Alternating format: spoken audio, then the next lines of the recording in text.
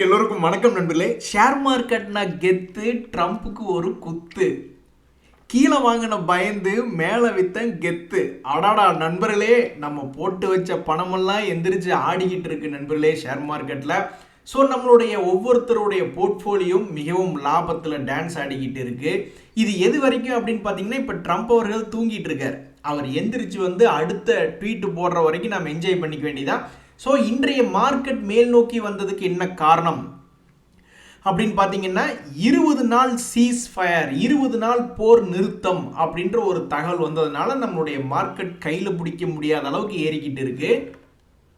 இது ரொம்ப சந்தோஷம்தான். அதில் பாருங்க, எனக்கு மார்க்கெட்டில் லாஸ் இருந்தது. நான் வாங்கின ரேட்லேருந்து எல்லாம் கீழே இருந்தது. இப்போ லாஸ் முடிஞ்சு இப்போ நான் லாபத்துக்கே வந்துட்டேன் அப்படின்றார். அதாவது நம்மளுடைய மார்க்கெட் பார்த்தீங்கன்னா ரொம்பவுமே கீழாப்பில் இருக்குது. அப்போ இங்கேயே பல பேர்த்துக்கு லாபம் என்பது வர ஆரம்பிச்சிருச்சுன்னா, அப்போ இனிமேல் மறுபடியும் பழையபடி மார்க்கெட் மேலே போகல எவ்வளவு சூப்பராக இருக்கும். ஸோ நிறைய பேருக்கு லாஸ் என்பது ரெக்கவரி ஆகிருக்கு. அப்போ லாஸ் இப்போவே ரெக்கவரி ஆகிருக்குன்னா மார்க்கெட் கீழிருந்து மேலே டாப்பில் போகும்பொழுது ரொம்பவுமே சூப்பராக இருக்கும். ஸோ நம்மளுடைய மார்க்கெட்டில் ராக்கெட் மாதிரி போயிட்டு இருக்கக்கூடிய நேரத்தில் நம்ம ட்ரம்ப் அவர்களுக்கு தான் நன்றி சொல்லணும். அவர் இன்னும் 2 வருஷத்துக்கு பதவி காலத்தில் இருப்பார். அவர் இருக்கும் பொழுதும் அவர் பரபரப்பாக கொடுக்கக்கூடிய தகவலை வச்சுக்கிட்டு நம்ம மார்க்கெட்டில் மிக அருமையாக சம்பாரித்து கொடுத்தாருன்னா ரொம்ப நன்றி. அதில் பாருங்க நண்பர்களே, சமீபத்தில் பயமுறுத்தி விட்டாங்க. குரூட் ஆயில் 200 போனால் உங்கள் இந்தியா தாங்குமா? அமெரிக்கா டாலருக்கு எதிராக இந்திய ரூபாய் 100 ரூபாய் போனால் நீங்கள்லாம் தாங்குவீங்களா? அப்போ அந்த சமயத்தில் உங்களோட இந்திய பொருளாதாரம் கீழே விழுந்துடும். பல பேர்த்துக்கு வேலை வாய்ப்பெல்லாம் போயிடும். அதனால் பல ஷேர் மார்க்கெட்டில் இருக்கக்கூடிய பல பங்குகள் கீழே விழுந்துடும் அப்படின்ற மாதிரிலாம் சில பேர் ப்ரெடிக்ஷன் பண்ணிக்கிட்டு இருந்தாங்க. இந்தியாவுக்கு எதிராக எவ்வளவு அதிகமாக டார்கெட் கொடுத்துருந்தாங்களோ அந்த டார்கெட்லாம் குறைச்சி கீழே கொடுத்துக்கிட்டு இருந்தாங்க சமீபத்தில். இப்போ திடீர்னு பார்த்தீங்கன்னா குரூட் ஆயில் $100 கீழே விழுந்துடுச்சே. அப்போ ஒரு பிரச்சனை என்பது நம்மளுக்கு குறைந்து விட்டது. சில பேர் சொல்லிக்கிட்டு இருப்பாங்க, நான் சொன்னேன்ல இந்தியா அவ்வளோதான் முடிஞ்சுது அப்படின்ட்டு. அதை நம்மளுக்கு ஏதோ வருஷத்துக்கு ஒரு நாள் இப்போ ஏற்பட்ட அருமையான சந்தோஷம் நம்மளுக்கு வருது. அதை நம்ம எப்பவுமே சந்தோஷத்தை கொண்டாடுறோம். நான் சொன்னேன்ல அப்படின்ற அந்த குரூப் என்ன போகுதுன்னு தெரியல. எது எப்படியோ தொடர்ந்து பணத்துக்கு மேலே பணம்னு ஒவ்வொரு லோன்லையும் போயிட்டு பணத்தை போட்டு வந்தவங்கெல்லாம் இன்னைக்கு ஒரு அருமையான லாபம் என்பதை அடைஞ்சிருக்காங்க. அதாவது நண்பர்களே, நம்மளுக்கு நல்லா தெரியுது, ஒரு 3 மாதத்துக்கு ஒருக்காவோ அல்லது ஒரு வருஷத்துக்கு ஒருக்காவோ தான் நம்மளுக்கு இப்படி ஒரு லாபம் என்பது வருது. அப்போ நம்ம என்ன பண்ணணும்? தொடர்ந்து பணத்தை போட்டுக்கிட்டே இருக்க வேண்டியதான். அப்புறம் என்னைக்காவது வருஷத்தில் ஒரு நாள் லாபம் வரும்பொழுது இப்படி சந்தோஷமாக இருந்துக்க வேண்டியதுதான். அதை விட்டுட்டு எப்போ பாரு சொன்னேன்ல இந்தியா அவ்வளோதான் அப்படின்னா எப்படி? ஸோ இப்போதைக்கு நம்மளுக்கு வந்த ஒரு பிரச்சனை, குரூட் ஆயில் 200 பக்கம் போகாது அப்படின்ற ஒரு நல்ல தகவல் என்பது வந்திருக்கு. அதே மாதிரி இந்த அமெரிக்க டாலருக்கு எதிராக இந்திய ரூபாயினுடைய 100 ரூபாய்க்கு போச்சுன்னா அது கொஞ்சம் பிரச்சனை அப்படின்ற விஷயம் என்ன ஆக போகுதுன்னு தெரியல. இவன் பாருங்க, சந்தில் சிந்து பாடிட்டான். ப்ரீஷியஸ் மெட்டல்ஸ், சில்வர் அது ஒரு 5% ஏறிடுச்சு. கோல்டு அது ஒரு 2.5% இன்னைக்கு ஏறிடுச்சு. பிட்காயின் அவன் கடந்த 2-3 நாட்களில் பார்க்கும் பொழுது அவனும் எகிரிட்டான்.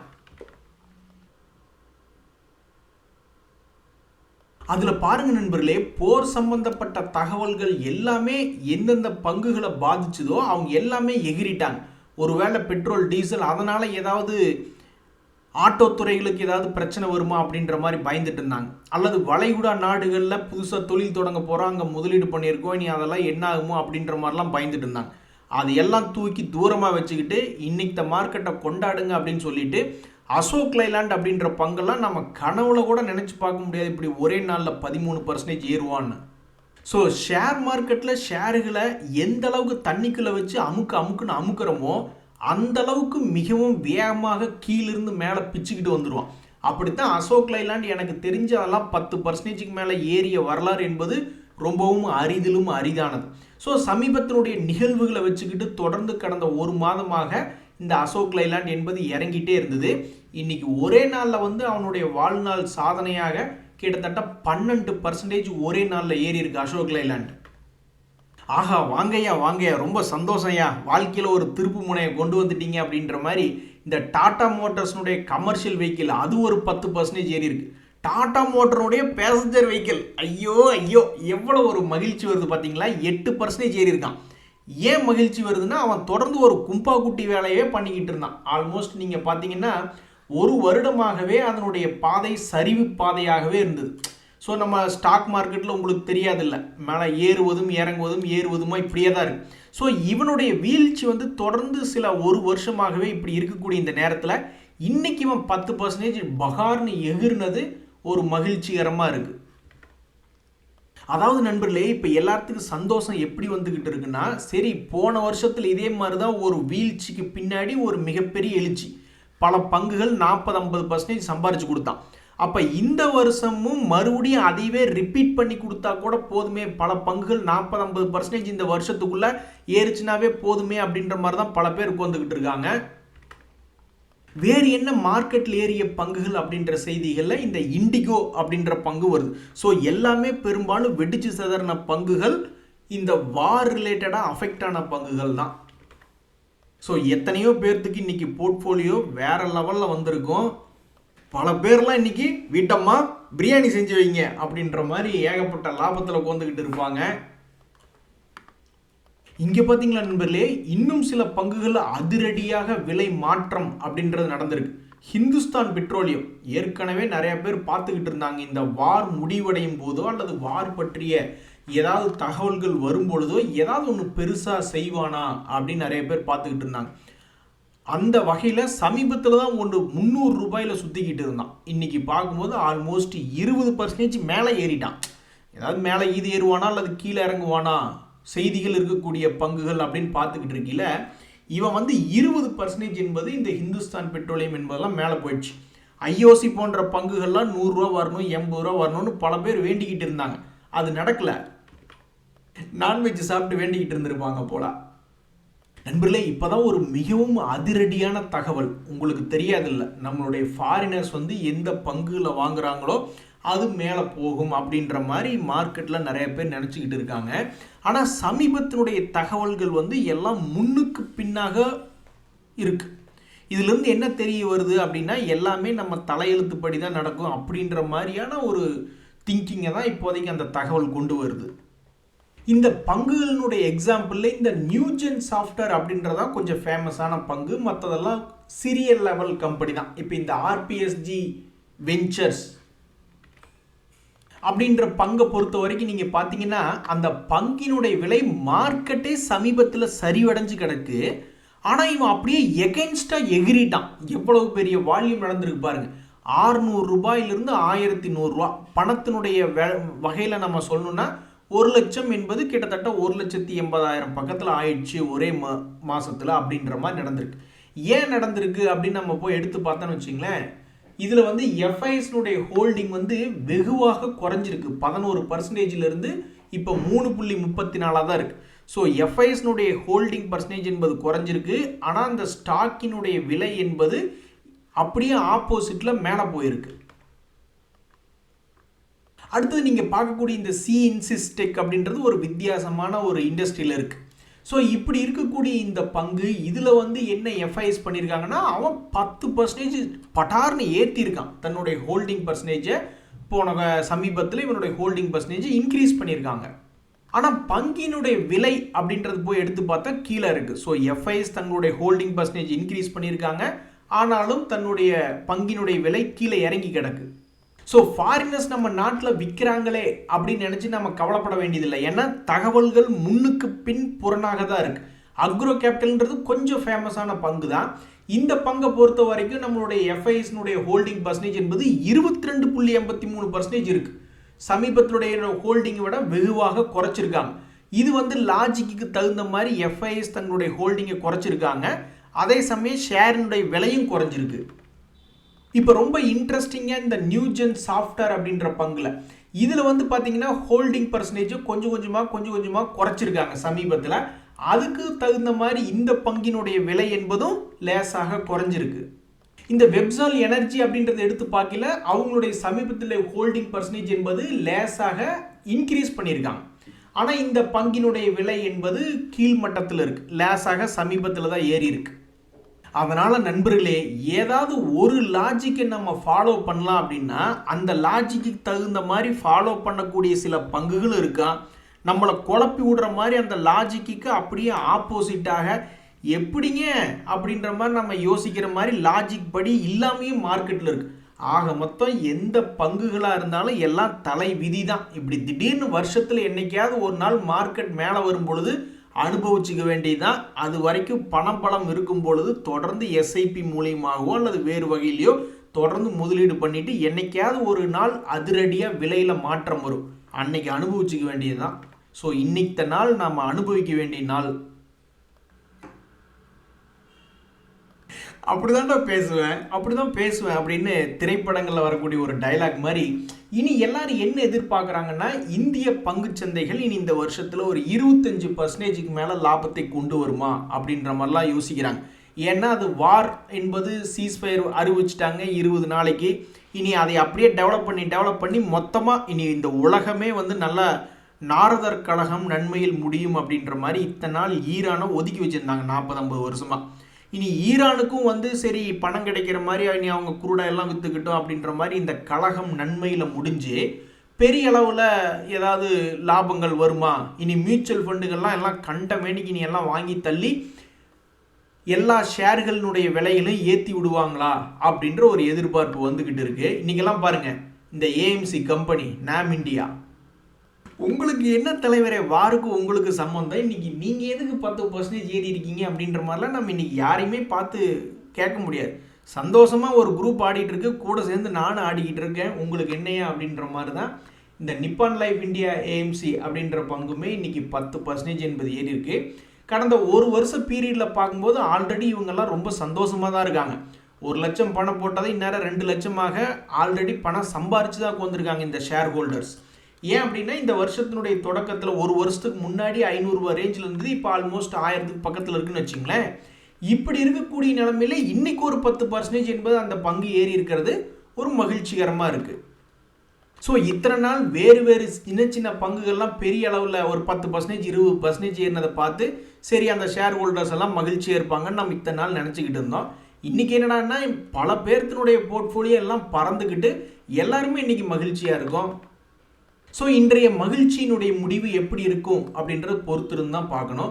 இந்த சமயத்தில் நண்பர்களே, ஃபோர்டிஸ் அப்படின்ற பங்கு தற்போதைக்கு கீழ் நோக்கி 200 days மூவிங் ஆவரேஜ் கீழே போயிட்டு இருந்தவன் தான் என்ன நினச்சான்னு தெரியல, மறுபடியும் 200 days மூவிங் ஆவரேஜ் முன்னாடி வந்திருக்கான். இப்படித்தான் ஒரு முறை சமீபத்தில் ஜனவரி மாதத்தில் என்னாச்சு, கீழே வீக் ஆகிற மாதிரி போய்கிட்டு இருந்தான். அப்புறம் யூடர்ன் போட்டவன் மறுபடியும் 800 ரூபாயிலிருந்து 950 ஒரு 10-15% ஏறிட்டு அப்புறமா தான் கீழே விழுந்தது. இப்போவுமே மறுபடியும் என்ன ஆயிருக்குன்னா கீழிருந்து மறுபடியும் 200 days மூவிங் ஆவரேஜ் அப்படின்ற இடத்த இந்த ஃபோர்டிஸ் ஹெல்த் கேர் என்ற பங்கு தொற்றுக்கு.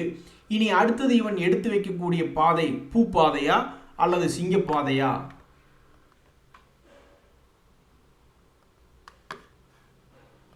யுவர் ஆனர், தங்களுக்கு தெரியாத சட்டம் ஒன்றும் இல்லை. அதனால் மார்க்கெட் நல்லா இருக்கிறப்ப எவ்வளவு ஏற்றி விட முடியுமோ அவ்வளவு ஏற்றி விடுங்க அப்படின்னா பல பங்குகளில், அதுலேயும் குறிப்பாக கீழே விழுந்து கிடந்த பங்குகளில் சமீபத்தில் முதலீடு பண்ணவங்க நினைப்பாங்க. அப்படிதான் இந்த ஐடிஎஃப்சி ஃபர்ஸ்ட் பேங்க் அப்படின்ற பங்கு சமீபத்தில் கடும் சரிவில் இருந்தவன் 84 ரூபா இருக்கும்போது இது 100 ரூபாயை தாண்டுமா அப்படின்ற மாதிரிலாம் பார்த்துக்கிட்டு இருந்தாங்க.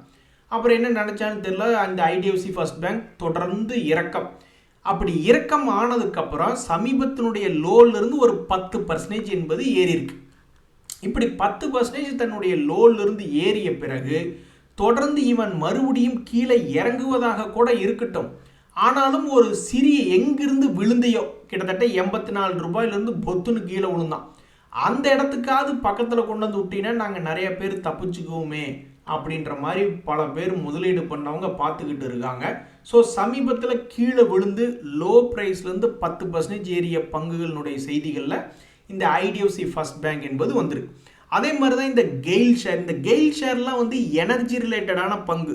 ஸோ இப்போ எனர்ஜி ரிலேட்டடான செய்திகள் வந்திருக்கிறதுனால என்னையா உங்கள் டக்கு செய்திகள் வந்தோடனே நான் ஆல்ரெடி மேலே எங்கேயோ பறந்துக்கிட்டு இருக்கேன், நீங்கள் கீழே குவிஞ்சு பார்த்துக்கிட்டு இருக்கீங்களே அப்படின்ற மாதிரி சமீபத்தில் இந்த எனர்ஜி ரிலேட்டடான மோசமான தகவல்கள்னால வார்னால இது கீழே கிடந்தது. அங்கிருந்து இப்போ கணக்குக்கு பார்த்தோம்னா ஆல்மோஸ்ட் 15% என்பது ஏறி வந்துட்டான். இந்த கெயில் ஷேர்லாம் நிறைய பேர் ஏன் எடுப்பாங்க அப்படின்னா இது டிவிடெண்ட் கொஞ்சம் அதிகமாக தரக்கூடிய பங்கு, அதுக்காக தான் நிறைய பேர் போய் எடுத்துக்கிட்டு இருப்பாங்க. அந்த வகையில் சமீபத்தில் வந்த லோக்கிலிருந்து சரி டிவிடெண்டாவது கிடைக்கட்டுமேன்னு எடுத்திருந்தவங்களுக்கு ஒரு வருஷம் கழிச்சு ஒரு 4-5% கிடைக்கட்டும் தான் அவங்க நினச்சிருப்பாங்க. இவன் என்னடானா ஒரே மாதத்துக்குள்ளேயே 15% ஏறிட்டான். இதுக்கு பேர் தான் குருவி உட்கார பனங்காய் விழுந்த கதை அப்படிம்பாங்க. குருவி என்னைய குருவி, பெரிய காக்கா ஒரு 15 கழுகு ஒரு ஆட்டுக்குட்டையை கூட தூக்கி மேலே கோர வைங்க, ஆனாலும் பனங்காய் உழுகாது அப்படின்ற மாதிரி நொந்து போய் உட்காந்துருப்பாங்க இந்த யூகோ பேங்க் ஷேர் வச்சிருக்கிறாங்க.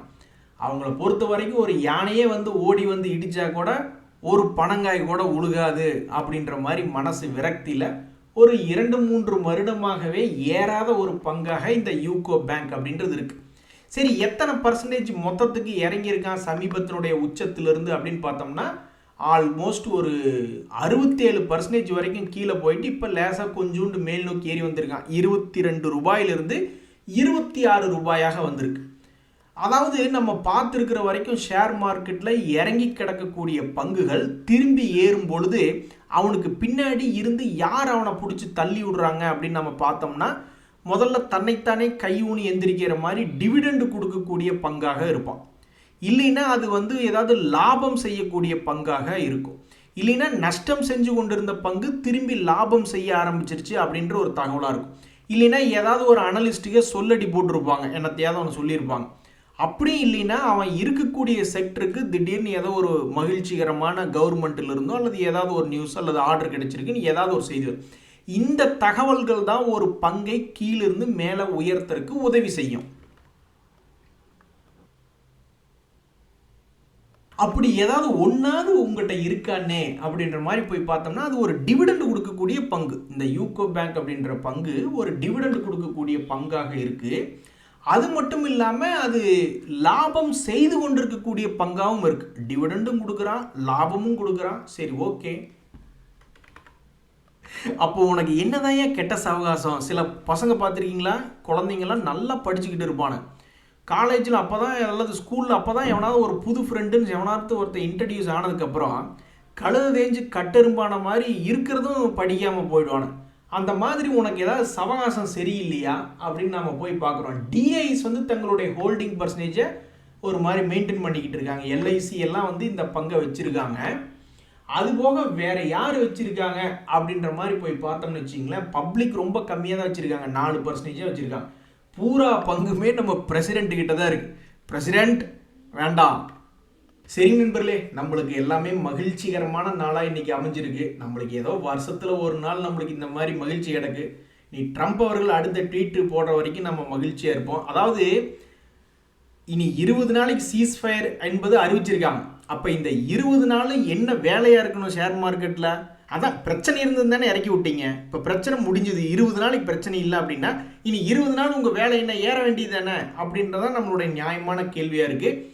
அடுத்த வீடியோவில் சந்திப்போம். இன்றைய தகவல் அனைத்தும் உங்களுக்கு உதவியாக இருந்ததுன்னு எனக்கு மகிழ்ச்சி தான். ரொம்ப நன்றி, வணக்கம்.